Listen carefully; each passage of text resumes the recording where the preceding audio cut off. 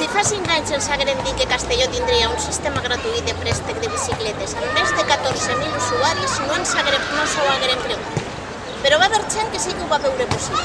En concret, Vicent Marsà, candidat pel Bloc, va realitzar una proposta molt seriosa a l'Ajuntament, aportant exemples, citant empreses amb una llarga experiència en el tema i, el més important, indicant com aconseguir fons europeus i estatals per finançar el projecte. L'equip de govern del PP, que en un principi no va fer cas de la proposta, va acabar fent la seua, potser per fer-se la foto, i pel baix cost que suposava. No ens enganyem, no ens creuen la mobilitat en bicicleta, i així ho demostra, per exemple, algunes de les remodelacions de la ciutat o el disseny dels carrils bici.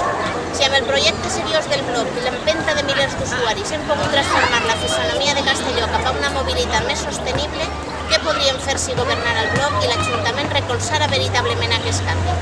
Vosaltres decidiu futur. Voteu-lo.